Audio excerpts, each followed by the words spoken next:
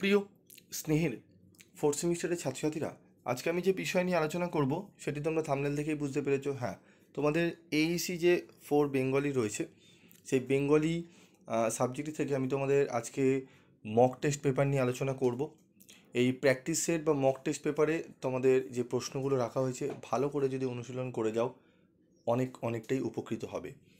এটি তোমাদের set one, আমি মর্নিং শিফট সেট ওয়ান বলে এটি নাম দিয়েছি। ঠিক আছে, এটি set one. Set two, set three, তিনটে সেট আমি দেবো তোমাদের। তিনটে সেটই ভালো করে প্র্যাকটিস করে যাও, একদম নিশ্চিন্ত থাকবে তোমরা অনেকটাই ভালো পরীক্ষা দেবে। থার্ড সেমিস্টারে আমি ফ্রি অফ কস্টে, তোমরা জানো যারা ফলো করেছো, স্টাডি মেটেরিয়াল আমি দিয়েছিলাম। বহু ছাত্রছাত্রী সেই স্টাডি মেটেরিয়াল পড়ে অনেকে বলছে, স্যার আমি পুরো বই পড়তে পারছি না, গল্প ঠিক মতো মনে থাকছে না, সময় নেই। তারা সেই মাস্টার নোটসগুলো পড়ে গেছিলো, কি পয়েন্টসগুলো পড়ে গেছিলো, যেগুলো পড়ে গিয়ে তারা কিন্তু 46, কেউ 42, কেউ 48, কেউ 40 মতো নাম্বার কিন্তু পেয়েছে। 50 আউট অফ 50 মনে হয় 2-3 জন পেয়েছিল। ঠিক আছে, তো ম্যাক্সিমামই যেটি অ্যাভারেজ সেটি আমি ধরি, ম্যাক্সিমামই কিন্তু 40+ নাম্বার পেয়েছিল 50-এ। ঠিক আছে, যারা ভয় পাচ্ছিল। তো তোমাদেরও আমি আশা করি তোমরা এবারে যারা নতুন দেখছো, যারা পুরনো রয়েছে তারা জানো, তো যারা নতুন রয়েছো তারা এই প্র্যাকটিস সেটগুলো ভালো করে প্র্যাকটিস করবে। এবং তোমাদের পুরো সাবজেক্টেরই কিন্তু স্টাডি মেটেরিয়াল ফ্রি অফ কস্টে কিন্তু আমাদের চ্যানেলে দিয়ে দেওয়া হচ্ছে। তোমরা চ্যানেল থেকে বা আমাদের গ্রুপ রয়েছে, গ্রুপেও দেওয়া হচ্ছে, সেই গ্রুপ থেকে তোমরা কিন্তু কালেক্ট করে নিও। তো চলো আমরা শুরু করি আমাদের মক টেস্ট পেপার। তো সঠিক উত্তরটি চিহ্নিত করো। 2 নম্বরে 25টি প্রশ্ন তোমরা জানো। ঠিক আছে, তো প্রথম প্রশ্ন, পোস্টমাস্টার গল্পে প্রেক্ষাপট গ্রামটির নাম কি? তোমরা সকলেই জানো, উলাপুর। পোস্টমাস্টার গল্পে যে ঋতুর কথা বলা হয়েছে, কোন ঋতুর কথা বলা হয়েছে? এইটি উত্তরটি তোমরা দেবে। ঠিক আছে, দুয়ের কোনটি হবে? গ্রীষ্ম, শীত, বর্ষা, বসন্ত। বালিকা রতন আর বালিকা রইল না, সে কোন পদ অধিকার করে বসলো? জননী। রতনের বয়স কত? ঠিক আছে, এই উত্তরটিও তোমরা দেবে কমেন্ট বক্সে। তারপর ফটিকের ভাইয়ের নাম কি? তোমরা সকলেই জানো, মাখনলাল। এক বাক মেলে না, ঠিক আছে, দো বাও মেলে না, উদ্ধৃতিটির যে গল্প থেকে নেওয়া হয়েছে সেটি হলো কোন গল্প থেকে? ঠিক আছে, এটি আমাদের কোন গল্প থেকে নেওয়া হয়েছে এই উত্তরটি? তারপরে হচ্ছে দেখো, ফটিককে তার মামা, এই প্রশ্নের উত্তরটিও তোমরা লিখে জানাবে। ঠিক আছে, তো তারপর রয়েছে দেখো, ফটিককে তার মামা কলকাতায় নিয়ে যেতে চেয়েছিলেন কারণ ফটিককে লেখাপড়া শেখানোর জন্য। রানীহাটের জমিদার ছিলেন কে? ঠিক আছে, সারদা শঙ্কর।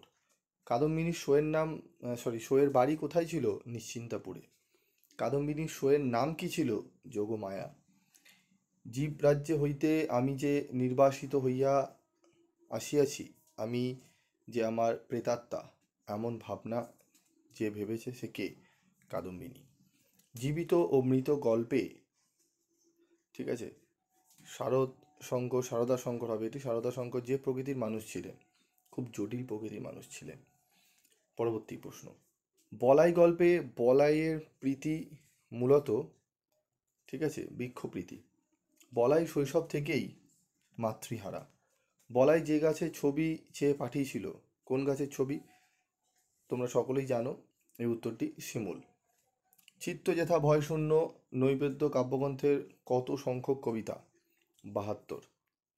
জাতিপ্রেম ছুটে চলেছে যার সন্ধানে মৃত্যুর।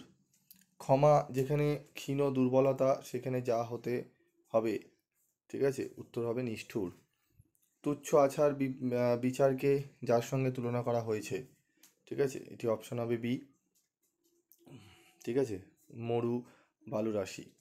স্নেহে যাহা রসসিক্ত সন্তোষে শীতল ছিল, তাহা ভারতের শূন্যস্থানের সঠিক শব্দটি হলো কি? এটি উত্তরটি তোমরা বলবে কোন উত্তরটি এখানে হবে। ঠিক আছে, উত্তরটি হবে তপবন তলে। বৈরাগ্য সাধনে কবির মুক্তি নয়, মুক্তি কোথায় তাহলে? ঠিক আছে, মুক্তিটি কোথায় হতে পারে? ঠিক আছে, অসংখ্য বন্ধন মাঝে। কবির মোহ জলে জ্বলে উঠবে যে রূপে, ঠিক আছে, কোন রূপে জ্বলে উঠবে মুক্তি, মানে কবির মোহ জ্বলে উঠবে? যে রূপে। আমাদের উত্তরটি হবে মুক্তি। তারপর রয়েছে প্রশ্ন, দয়াহীন সভ্যতাকে তুলনা করা হয়েছে কার সঙ্গে? ঠিক আছে, নাগিনী রূপে। নৈবেদ্যের 65 সংখ্যক কবিতা অনুসারে স্বার্থ যত পূর্ণ হতো তত তার যেটি বেড়ে ওঠে, কি বেড়ে ওঠে?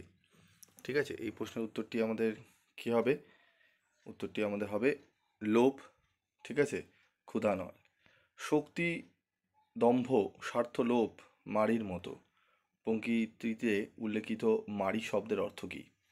ঠিক আছে, উত্তরটিতে মারি শব্দের অর্থ বলতে কি বোঝানো হয়েছে? মড়ক। মারি শব্দের অর্থ এখানে বোঝানো হয়েছে মড়ক। ঠিক আছে, তো 25টি প্রশ্ন তোমাদের আসবে। এই 25টি প্রশ্ন সেট নিয়ে আমি তোমাদের একটি প্রথম সেট করে দিলাম, আরও 2টি সেট দেবো, সেগুলো ভালো করে প্র্যাকটিস করবে। তবে এই প্রশ্নগুলো যেগুলো দিয়েছি খুব ভালো করে প্র্যাকটিস করবে, হয়তো হতে পারে এখান থেকে 10-12টা প্রশ্ন তোমরা কমন পেয়ে যেতে পারো। তো আজকের মতো ভিডিওটি শেষ করছি, দেখা হচ্ছে পরবর্তী ভিডিওতে।